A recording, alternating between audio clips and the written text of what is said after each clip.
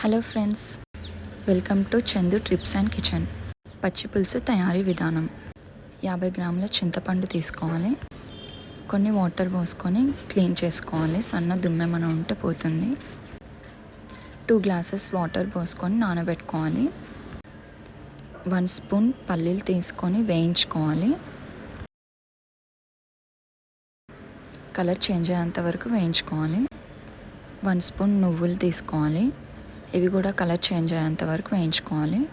1 spoon పల్లీలు, 1 spoon పుట్నాలు, 1 spoon నువ్వులు బరకగా గ్రైండ్ చేసుకోవాలి. చింతపండు రసాన్ని తీసుకొని నేను ఇక్కడ పక్కన పెట్టుకున్నాను.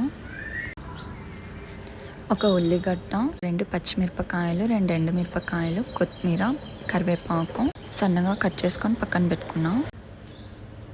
ఒక పావు నూనె, 1 స్పూన్ ఆవాలు, 1 స్పూన్ జీలకర్ర, పచ్చిమిర్చి, ఎండుమిరపకాయలు, కరివేపాకు ఇలా పోపు వేసుకున్నాను. బాగా చిటపట్లాడాయి. ఇప్పుడు 1 స్పూన్ పసుపు. కలర్ మొత్తం చేంజ్ అయిపోయింది.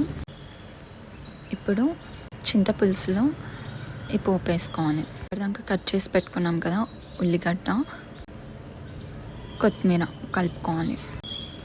గ్రైండ్ చేసుకున్న మిశ్రమంలో ఒక 2 స్పూన్స్ పల్లి పుట్నాలు నువ్వుల పొడి వేసుకోవాలి. 2 స్పూన్స్ సాల్ట్ వేసుకోవాలి. కావాలంటే చక్కెర కూడా వేసుకుంటారు. 1 స్పూన్ చక్కెర కూడా యాడ్ చేసుకోండి. తెలంగాణ పచ్చి పులుసు ready. Thank you for watching my video.